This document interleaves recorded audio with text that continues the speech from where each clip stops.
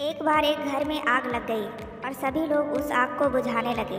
उस घर में एक चिड़िया का घोंसला भी था, तो वो चिड़िया भी अपने चोंच में पानी भरती रही और आग में डालती रही। वो बार बार जाकर पानी लाती और आग में डालती। एक कौवा ये देख रहा था और वो चिड़िया से बोला, अरे पगली, तू कितनी भी मेहनत कर ले, तेरे बुझाने से ये आग नहीं बुझेगी। तो उस पर चिड़िया बोली, मुझे पता है, मेरे बुझाने से ये आग नहीं बुझेगी, लेकिन जब भी इस आग का जिक्र होगा तो मेरी गिनती बुझाने वालों में होगी और तेरी तमाशा देखने वालों में। एक बार एक चूहे ने हीरा निगल लिया और उस हीरे के मालिक ने उस चूहे को देख लिया और उसे मारने के लिए एक शिकारी को ठेका दिया।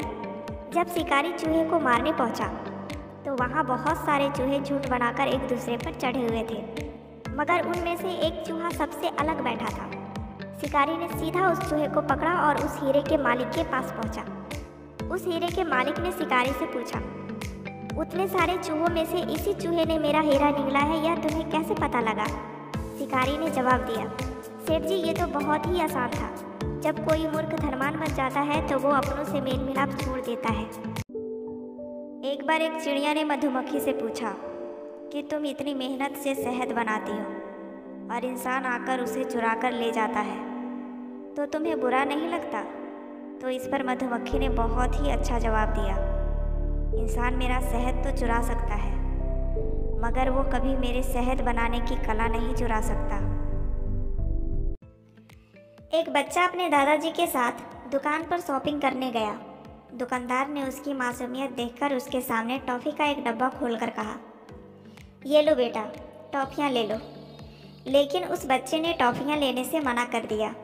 दुकानदार को लगा कि बच्चा टॉफ़ियाँ लेने से डर रहा है, तो वो खुद अपने हाथ से टॉफ़ियाँ निकालकर उस बच्चे को देने लगा। इस बार बच्चे ने जल्दी से वो टॉफ़ियाँ ले ली और अपने जेब में डाल ली।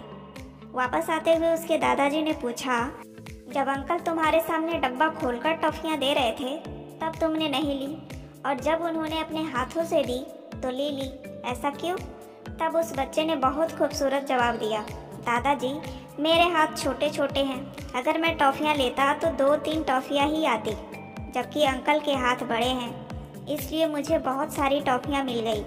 ये छोटी सी कहानी हमें सिखाती है कि इस लाइफ में जब भगवान हमें कुछ देता है तो वह अपनी मर्ज़ी से देता है और वह हमारे सोच से परे होता है। हमें हमेशा उसकी मर्ज़ी में खुश रहना चाहिए। क्या पता वह किसी दिन हमें पूरा समुद्र देना चाहता हो। इसलिए अपने कर्मों और ऊपर वाले पर हमेशा भरोसा रखें। सही वक्त आने पर वो आपको वो सब कुछ देगा जिसके लायक आप होंगे। एक गांव में रामधन नाम का एक किसान रहता था। रामधन के 4 बेटे थे, चारों का विवाह हो चुका था। रामधन के पास बहुत सी जमीन जायदाद थी, तो जायदाद के बंटवारे करने के लिए चारों भाइयों ने पंचायत बुलाई। सरपंच बोला, रामधन जी, आपके चारों बेटे चाहते हैं कि आपके जायदाद के 4 हिस्से कर दिए जाएं और आप 3-3 महीने हर एक बेटे के पास रहेंगे। क्या आप अपने बच्चों की बातों से सहमत हैं? तो इस पर बड़ा बेटा बोला, अरे सरपंच जी, इसमें पिताजी से क्या पूछना, हम चारों भाई इन्हें 3-3 महीने एक साथ रखने के लिए तैयार हैं। बस अब आप इस जायदाद का बराबर बंटवारा हम चारों भाइयों में कर दीजिए। रामधन ये सब सुन रहे थे और वे अचानक उठे और बोले, सुनो सरपंच, ये सब कुछ मेरा है, तो फैसला तुम नहीं मैं करूँगा, और मेरा फैसला ये है कि इन चारों को मैं बारी बारी से अपने घर में 3-3 महीने साथ रखूँगा। बाकी का समय ये कैसे गुजारेंगे, ये अपनी व्यवस्था खुद कर ले, क्योंकि ये जायदाद मेरी है।